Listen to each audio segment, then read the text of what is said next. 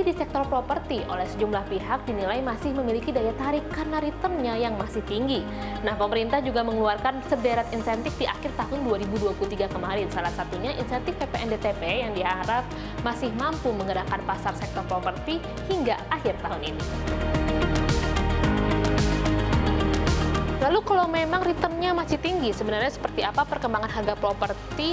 Dalam hal ini rumah tapak yang berukurannya kecil begitu. Kita lihat datanya di sekitar kota Jakarta. Ini ada Jakarta dengan 3 daerah penyangga, Bogor, Tangerang, dan Bekasi. Kita lihat datanya, kalau di Tangerang, rumah tapak kecil kenaikannya berkisar antara 10,8% secara tahunan. Sedangkan di Bekasi, rumah tapak kecil naik 20,12% year on year. Sedangkan kalau di Bogor naiknya lebih tinggi lagi, yakni berkisar antara 22,7% secara tahunan. Sementara itu, hasil survei harga properti residensial SHPR Bank Indonesia mengindikasikan bahwa perkembangan harga properti residensial di pasar primer secara tahunan meningkat pada triwulan 3 2023. Indeks harga properti residensial atau IHPR triwulan 3 2023 tumbuh sebesar 1,96% secara tahunan. Lebih tinggi dari pertumbuhan pada triwulan sebelumnya yang sebesar 1,92% year on year. Dari sisi penjualan, hasil survei mengindikasikan penjualan properti residensial di pasar primer pada triwulan 3 2023 belum pulih. Nah, bagaimana dengan tanah dan lahan kosong? Apakah investasi di tanah maupun lahan kosong masih menguntungkan? Mengingat kita tahu harga rata-rata tanah Jakarta mencapai 24 juta per meter persegi. Di daerah SCBD, Menteng, dan Kuningan misalnya harganya bahkan berada di atas 3 digit atau di atas 100 juta per meter persegi. Meskipun ada juga yang harganya masih 1 jutaan, seperti misalnya di kawasan Kamal Muara, Jakarta Utara. Nah, kira-kira kalau masyarakat gimana ya? Mau pilih tanah apa rumah?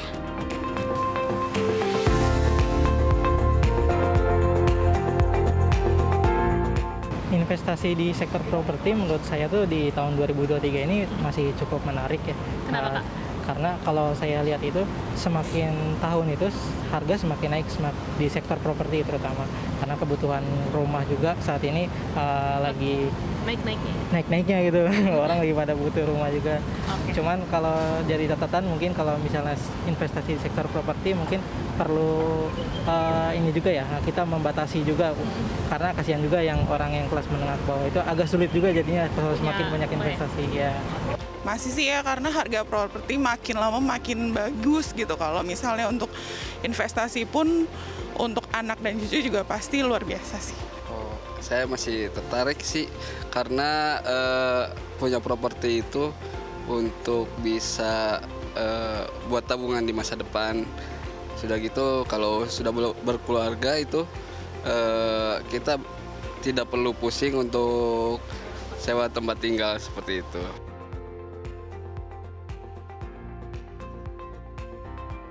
Kalau saya pribadi sih lebih tertarik lahan kosong karena kalau lahan kosong itu sebenarnya tingkat harganya itu semakin naik setiap tahun dan kita tuh tidak terikat, misalnya kita ngambil KPR itu kan kita terikat bunga dengan bank itu cukup gede.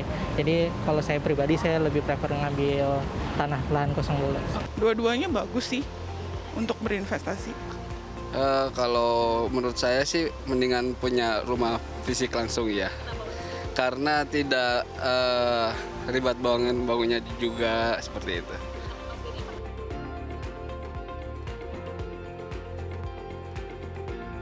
Lebih ke harga sih kalau saya pribadi ya. Kalau aku mendingan pilih rumah sih yang udah jadi gitu. Pernah punya rencana sih di Jogja waktu itu. Tapi belum kesampaian. Punya jadinya di sini.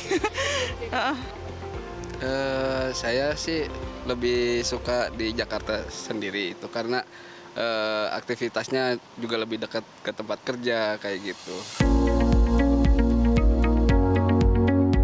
Dari obrolan saya terungkap, minat masyarakat membeli properti memang masih tinggi. Salah satunya dipengaruhi oleh kebutuhan hunian masyarakat yang masih tinggi.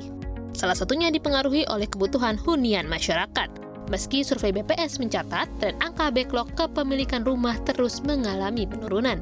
Dari 12,75 juta unit pada tahun 2020 menjadi 12,72 juta unit di tahun 2021. Angkanya berkurang lagi menjadi 10,51 juta unit pada tahun 2022 dan menjadi 9,95 juta unit pada tahun 2023. Untuk melihat lebih lanjut prospek investasi di sektor properti, terutama di tahun 2024 ini, kita akan membahasnya bersama financial expert CNBC Indonesia, Mas Ai Hidayah. Halo Mas Ai. Halo Mira. Kabar baik Mas Ai? Kabar baik, alhamdulillah. Iya. Selamat tahun baru juga ya Selamat Mas tahun Ai. baru. Oke, Mas Ai, ini kan sekarang kita tahu lagi eranya suku bunga tinggi begitu. Ya, betul. Jadi investasi di sektor properti tuh masih menarik nggak? Nah, ini sebenarnya ada dua sisi yang harus kita lihat ya. Kalau misalkan kita investasi dalam hal kita belinya secara kredit gitu ya, ini mungkin saat ini bukan waktu yang tepat. Kenapa? Karena suku bunganya lagi tinggi. Kalau kita membeli suatu properti dalam hal ini dengan kredit gitu, pastikan cicilannya akan jauh lebih tinggi gitu, karena suku bunganya tinggi gitu kan. Bisa membengkak berkali-kali lipat. Kalau BI rate aja sekarang 6% gitu ya. Nah, kalau floating rate KPR itu mungkin sudah 14% atau 15% gitu ya. Jadi kalau kita belinya dengan cara mencicil, mungkin belum disarankan untuk saat ini gitu ya. Nah, namun memang ada kecenderungan di semester kedua tahun ini itu suku bunga akan mulai melandai, menurun gitu ya. Ada ramalan begitu ada ya, ramalan seperti ya? itu karena The Fed sendiri udah mulai dovish ya, dan BI sendiri kayaknya sudah mencapai puncak untuk kenaikan suku bunga dan cenderung akan turun. Paling tidak akan flat gitu ya. Jadi memang mempertahankan berarti ya, Mas? kalau mau masuk gitu ya investasi properti mungkin secara kredit ya mungkin di semester kedua waktu yang tepat gitu ya. Lebih tepat dibanding sekarang gitu ya. Sekarang gitu ya. Nah, pun kalau misalkan kita mau investnya secara cash gitu ya, ini mungkin waktu yang tepat. Kenapa? Karena memang harga propertinya sudah turun nih. Sudah turun jauh. Oh, kenapa gitu? Karena kan ketika pandemi kemarin salah satu sektor yang sangat terhantam adalah properti gitu ya. Dan kenaikannya sekarang ini walaupun di tahun 2023 tetap ada kenaikan gitu ya, tapi belum signifikan gitu dibanding penurunannya. Karena di 3 tahun adanya pandemi harga properti sangat jatuh. Karena memang ya orang nggak ada yang beli properti, terutama untuk properti-properti yang menengah atas gitu ya, yang harganya mahal gitu ya. Yang luas tanahnya besar dan gitu berada di lokasi premium itu harganya sangat jatuh sekali gitu ya.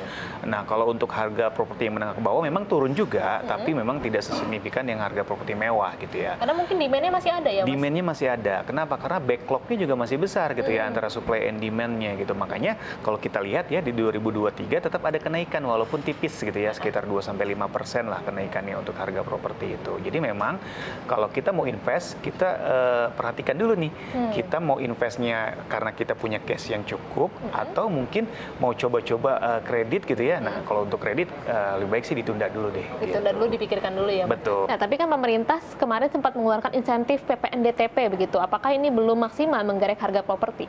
Ya, memang insentif ini digulirkan untuk merangsang kembali industri properti ya. Dalam hal ini mungkin untuk yang menengah bawah. Cuma permasalahannya saat ini kan situasi ekonomi juga sedang tidak baik-baik saja gitu ya. Kalau kita baca-baca atau mungkin kita dengar banyak orang sekarang makan tabungan gitu ya. Jadi untuk properti mungkin prioritas kesekian gitu ya. Sekarang ini prioritas orang-orang terutama yang level menengah ke bawah ya, yang penghasilannya pas-pasan, survive gitu ya. Sandang, pangan, papan. Iya, bertahan hidup dulu aja gitu. Baru nanti mungkin setelah dia bisa bertahan, mulai ada kenaikan lagi ekonominya, baru mungkin dia memikirkan untuk invest atau punya properti gitu. Jadi memang belum terlalu signifikan kenaikannya ya. Kalau untuk para pemirsa CNBC yang masih pemula dan ingin berinvestasi begitu di sektor properti, apa saran Anda? Ya, kalau untuk pemula yang mau coba untuk invest di properti, yang pertama kalau bisa sih punya cash basis yang kuat ya gitu ya. Karena kalau misalkan kita belinya secara kredit mungkin itu akan membebani juga gitu ya. Tapi kalau kita punya cash basis yang kuat, kita mau coba untuk beli atau invest properti, oke-oke aja. Tapi harus long term ya. Jangan untuk short term. Dalam arti gini, misalkan Mira punya uang banyak nih, pengen coba-coba jual beli properti gitu ya. Tapi dalam waktu dekat gitu, setahun 2 tahun, nah ini mungkin agak sulit karena kan demand-nya belum tumbuh kembali nih. Demand-nya belum tumbuh seperti masa-masa jayanya properti gitu. Jadi agak susah. Mungkin kalau 5 tahun, 10 tahun ke depan mungkin bisa gitu. Kenapa? Karena memang ekonomi kita harapkan juga berlangsung-langsung pulih gitu ya. Sementara industri properti sendiri memang backlog-nya juga masih besar gitu ya. Antara supply and demand-nya belum sepadan gitu ya. Jadi harusnya sih memang akan naik lagi. Cuma mungkin nggak dalam waktu dekat gitu ya. Paling tidak mungkin 5 tahun ke depan gitu ya. Jadi kalaupun mau invest di properti, yang harus diperhatikan adalah pertama jangka waktunya harus long term gitu ya, long term, cash basisnya harus kuat, dan kedua pemilihan propertinya gitu ya. Propertinya memang kalau saat ini yang memang masih banyak demand-nya itu adalah properti-properti terutama rumah-rumah yang kelas menengah bawah Mira gitu. Jadi ini yang masih ada demand-nya nih. Kenapa? Karena memang masih banyak anak-anak milenial, Gen Z yang butuh rumah gitu, tapi kemampuan keuangannya terbatas. Makanya dia pasti akan membeli ataupun mentargetkan rumah-rumah yang memang sifatnya harganya menengah ke bawah gitu ya, nggak terlalu mahal, mungkin di bawah 1 M lah gitu ya. Itu masih banyak dicari. Tapi kalau rumah-rumah yang memang di atas 1 M, itu pasti akan sangat sulit sekali untuk diputer gitu ya duitnya, karena memang orang-orang sekarang lebih baik pegang cash gitu ya, karena memang kondisi masih uncertainty juga ya dari sisi ekonomi baik dalam negeri maupun di globalnya sendiri gitu. Tapi tadi Mas Ai juga sempat menyebutkan kalau misalnya investasi di sektor properti ini harus long term gitu. Apakah ada investasi atau instrumen investasi lainnya yang lebih menjanjikan dengan modal dan jangka waktu yang serupa, Mas Ai? Ya, kalau kita benchmarknya kondisi sekarang gitu ya, saat ini memang ada instrumennya yang jauh lebih menjanjikan dibanding properti. Kayak misalkan sekarang ini instrumen obligasi gitu ya, atau pendapatan tetap gitu ya. Kenapa mereka menjanjikan? Karena di tengah uncertainty, obligasi ini masih ada yang menawarkan 6-7% gitu ya per tahun gitu ya. Dan itu sangat lebih ke low risk, terutama mungkin obligasi pemerintah gitu ya. Sementara pendapatannya atau returnnya pasti gitu ya, 7%, 8%, bahkan ada yang sampai 9% gitu ya, dibanding kita gambling di properti yang kita belum tahu nih demand-nya udah mulai tumbuh balik atau belum gitu ya. Walaupun memang kalau kenaikan properti itu waktu masa jayanya itu bisa di atas 10%, bisa 20%. Tapi kalau kita lihat kemarin kan cuma 5%, 2%. Jadi masih di bawahnya obligasi gitu. Bawahnya Jadi ekspektasi kita bersama ya, Mas? belum lagi kalau kita invest di properti, kita juga harus siapin dana yang besar untuk perawatan. Kita kan properti itu kan ada cost-nya ya. Lain hal dengan obligasi, nggak ada cost-nya, kita beli, simpen, udah nggak ada cost-nya gitu. Tapi kalau properti atau sektor lainnya, ini kan ada cost yang harus kita keluarkan ya.